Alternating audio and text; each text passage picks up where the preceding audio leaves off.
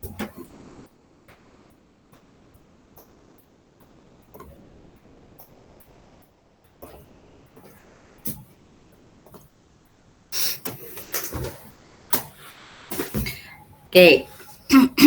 tes dulu suaranya. Bismillahirrahmanirrahim. Assalamualaikum warahmatullahi wabarakatuh. Selamat siang. Waalaikumsalam. Siang, Bu. Waalaikumsalam warahmatullahi wabarakatuh. Siang, Bu. Selamat Siang, Bu. Selamat siang ya. Kita tidak perlu berlama-lama karena nanti Anda juga harus melanjutkan agenda berikutnya ya. Apalagi nanti malam kalian mungkin mau nonton bola. Yang akan kita bahas di sini adalah kita sudah masuk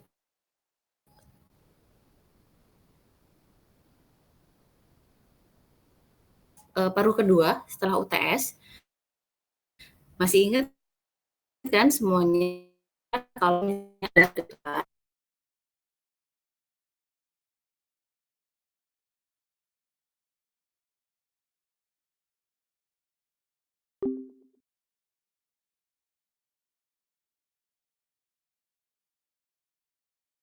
akan datang. Jadi biasanya kalau misalnya perusahaan atau usaha itu kan punya data data aktual tahun ini misalnya. Ini kan udah mau akhir tahun ya di tahun 2022. Nah, itu biasanya dia punya data tuh dari mulai Januari sampai Desember. Nah, itu manfaatnya apa? Biasanya bisa dimanfaatkan untuk memperkirakan atau memprediksi kira-kira di tahun depan berapa sih yang demand yang akan kita hadapi, atau kalau enggak misalnya kebutuhan yang kita perlukan berapa berdasarkan data yang saat ini. Tapi misalnya ditanya apakah cuma produksi, apakah hanya usaha? Enggak juga. Misalnya kita mau melihat data pertumbuhan penduduk Indonesia misalnya, atau kalau enggak menghitung pertumbuhan jumlah kelahiran anak, bisa aja. Nah, asumsinya apa? Dengan menggunakan asumsi bahwa pola atau situasinya itu tetap pada kondisi yang sama. Jadi tahun ini misalnya seperti ini, diharapkan tahun depan itu kondisinya sama aja, mulai dari pertambahan ekonomi, terus nilai tukar rupiah, terus habis itu politik, itu semuanya diasumsikan sama. Nah, terus di sini tekniknya itu sebetulnya ada beragam. Cuman kalau dilihat dari contoh tugas besar yang diberikan, itu kan rata-rata pakainya adalah regresi. Baik regresi linear sederhana ataupun regresi linear berganda. Sebetulnya kalau kita topiknya adalah forecasting, masih banyak metode lainnya. Tapi karena fokusnya adalah di dua metode tersebut, jadi yang akan kita bahas ke depannya nanti, di minggu depan dan minggu seterusnya, kita akan lebih fokus kepada dua metode itu, biar kalian semua bisa gampang ngerjainnya. Karena target capaiannya itu adalah Anda sudah menyelesaikan tugasnya di kelas tersebut. Jadi nggak perlu dibawa-bawa pulang lah, mengganggu jadwal nonton bola nanti kan. Jadi lebih baik diselesaikannya di kelas. Nah, di sini nanti tidak lupa, kita pasti yang namanya memprediksi itu kan pasti ada salah-salahnya ya. Kayak kalian misalnya nebak-nebak skor bola. Misalnya nanti malam itu skornya 2-1, tapi ternyata enggak. Itu kan artinya ada kondisi error di situ, ada kesalahan di situ. Nah, di sini ada beberapa yang harus kita perhatikan, bahwa untuk melakukan forecasting atau peramalan itu ada 3 kategorinya. Yang pertama itu adalah jangka pendek. Kita mencoba memprediksi waktunya kurang lebih 3 bulan ke depan lah, nggak usah lama-lama. Nah, ini biasanya berlaku di perusahaan. Dari mulai job scheduling, itu udah ditaruh nih, bulan sekarang shift Anda di jam sekian, bulan depan udah ada tuh, udah keluar. Nah, terus habis itu berapa produksinya yang harus diproduksi di bulan depan, targetnya udah berapa, itu sudah ada di situ. Kalau yang menengah itu adalah rata-rata paling maksimumnya adalah 3 tahun. Ya, ini biasanya ada perencanaan visi yang ingin dicapai atau target tahunan yang ingin dicapai oleh perusahaan. Kalau yang jangka panjang, di sini biasanya adalah perencanaan yang lebih matang lagi. Indonesia tahun 2045 itu contohnya adalah yang jangka panjang, perencanaan jangka panjangnya. Nah, untuk syaratnya di sini yang pertama itu adalah adanya informasi masa lalu. Makanya di materi pertama saya itu kan yang dijelaskan adalah teknik mengambil data apapun itu ya, mau dari wawancara, pakai data sekunder atau pakai data yang sudah ada gitu ya. Atau kalau enggak Anda sebar Google Form bisa saja. Atau mengambil data sendiri ke lapangan. Terus habis itu di sini datanya sifatnya adalah kuantifikasi atau dalam bentuk data numerik, angka ya, bukan data yes or no atau sangat setuju, tidak setuju, itu nggak bisa. Ya, jadi sudah dalam bentuk angka. Nah, pola data masa lalu kita asumsikan berlaku sama dengan masa depan. Jadi semuanya kita asumsikan kondisinya aman, terkendali. Nah, ini sempat ada permasalahan nih. Ketika real case-nya itu perusahaan pasti melakukan forecasting atau peramalan dari mulai penjualan, terus habis itu produksinya berapa. Ini baru berantakan itu ketika kemarin COVID datang, itu semuanya buyar. Karena di bulan Maret itu COVID-nya muncul, ternyata ekonominya anjlok banget, makanya terjadi PHK lah, terus habis itu penurunan, terus sebetulnya karena melesetnya forecasting atau peramalan, ya karena yang ini makhluk apa gitu tiba-tiba datang. Nah, untuk itu kita harus punya yang namanya data. Saya bebaskan Anda nanti untuk memilih data apa yang ingin Anda olah, ya. Terus variabel apa yang ingin Anda prediksi, kayak tadi saya sebutkan ya, misalnya memprediksi jumlah kelahiran penduduk, atau kalau nggak memprediksi produksi panen padi, nah itu juga boleh, bebas. Nah, di sini datanya sendiri itu kalau dikategorikan berdasarkan bentuknya itu ada 4. Yang pertama itu adalah data tren. Ini adalah tipe data yang bisa diselesaikan dengan menggunakan regresi. Ya, baik itu linier ataupun berganda. Di sini tipe datanya itu cenderung meningkat atau menurun dan dia sistemnya kalaupun naik turun itu kecil. Range-nya tuh kecil, kayak seperti yang data musiman ini. Selain yang seperti ini ya datanya, satu lagi adalah yang bentuknya naik turunnya kecil seperti ini. Nah, tapi kalau datanya sudah sangat menyimpang atau bentuknya datanya siklis, tidak beraturan, atau kalau enggak yang tidak teratur kembali, itu biasanya agak susah Anda melakukan regresi di situ. Kalaupun bisa, errornya nanti akan besar.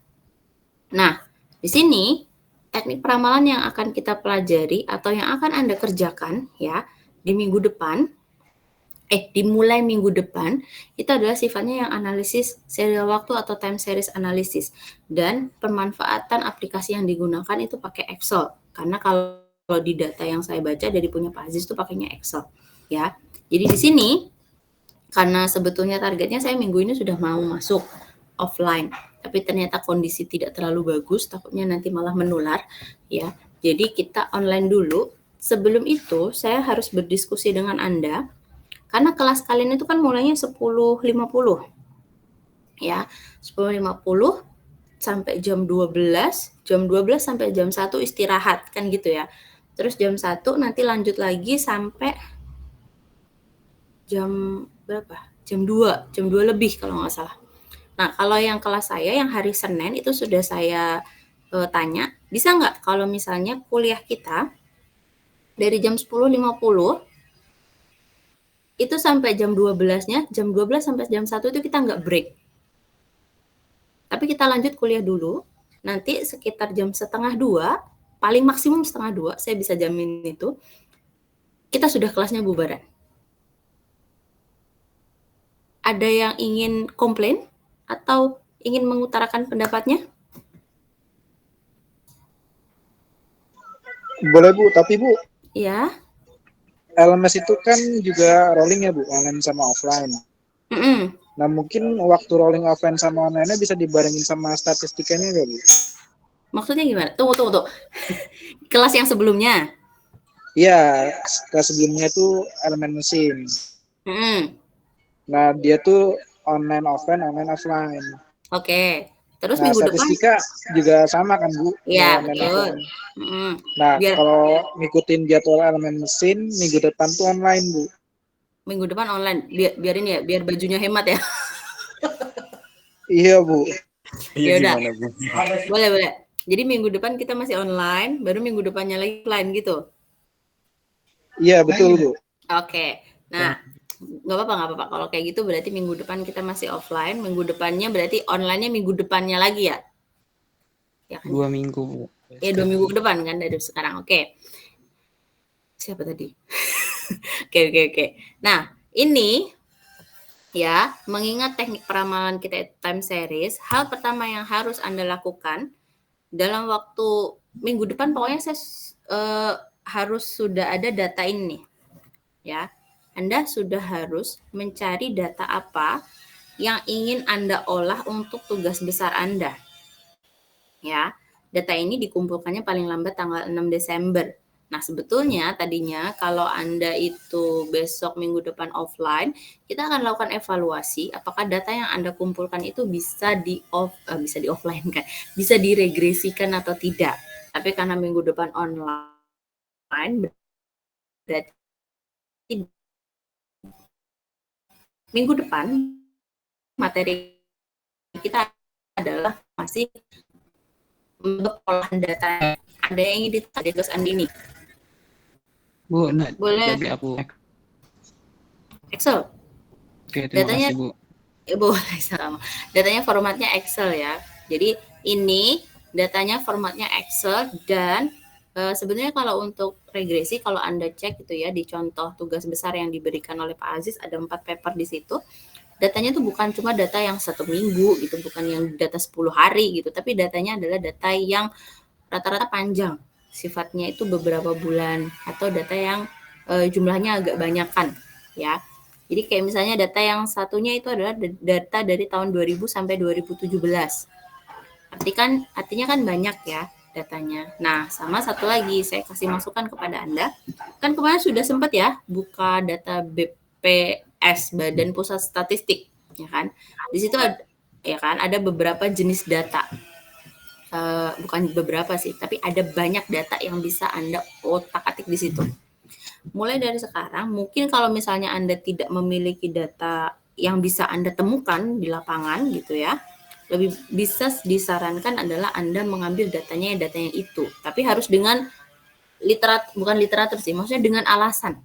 Kan ini tidak hanya mencari data ya, tapi kenapa data itu yang harus Anda olah, misalnya data peningkatan jumlah penduduk atau data pertumbuhan jumlah penduduk gitu ya. Kenapa sih Anda ingin tahu jumlah pertumbuhan penduduk? Misalnya penduduk Indonesia ini kan jumlahnya udah sekian miliar, terus mengalami peningkatan. Kalau misalnya jumlah penduduknya semakin banyak kan berarti membutuhkan penanganan yang lebih, misalnya dari segi pendidikan, kesehatan, dan segala macamnya. Jadi ada analisis atau ada alasan akademis di situ, alasan logis. Meskipun dibilangnya itu kan bisa ngada-ngada, enggak cuma ngada-ngada sih, tapi maksudnya bisa dijelaskan secara konsep. Kenapa Anda ngangkatnya itu? Jadi bukan alasan ya saya pengennya itu. Jangan itu ya. Kan ini membuat penelitian berarti harus ada latar belakangnya atau landasan teorinya. Jadi selain data, Anda juga harus memberikan alasan kenapa data itu yang diangkat. Ada yang ingin ditanyakan nggak?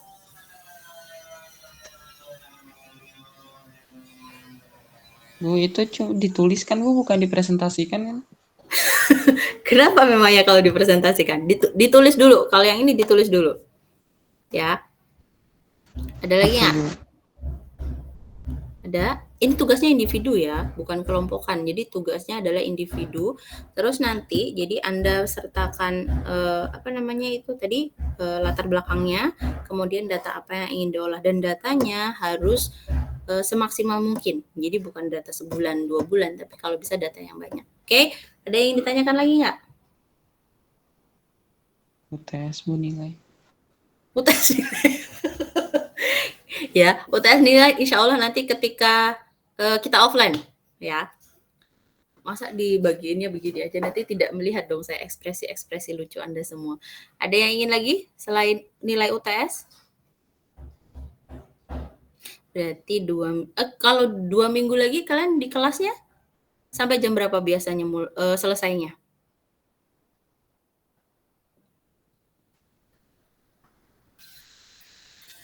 Jam 11-an, Bu. Jam 11-an?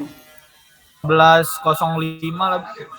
11.05. Ya udah, nanti sekitar jam segitu berarti ya kita mulai kelasnya. Untuk nanti kelasnya di mana nanti akan saya kabari ya. Jadi tugas besar Anda di minggu ini sampai di tanggal 6 nanti adalah memilih datanya. Jadi nggak ada cerita datanya baru dikejarnya nanti ya. Nggak ada pertanyaan kembali. Kita ketemunya berarti minggu depan masih online. minggu depannya lagi baru offline. Terima kasih ya semuanya, mulai dicari dari sekarang ya. Ini tugasnya kalau offline nih kerja mandiri langsung dikasih lihat. Tapi karena tidak ya berarti silahkan dicari dari sekarang. Selamat siang semuanya ya. Dicari datanya. Assalamualaikum warahmatullahi wabarakatuh. Waalaikumsalam.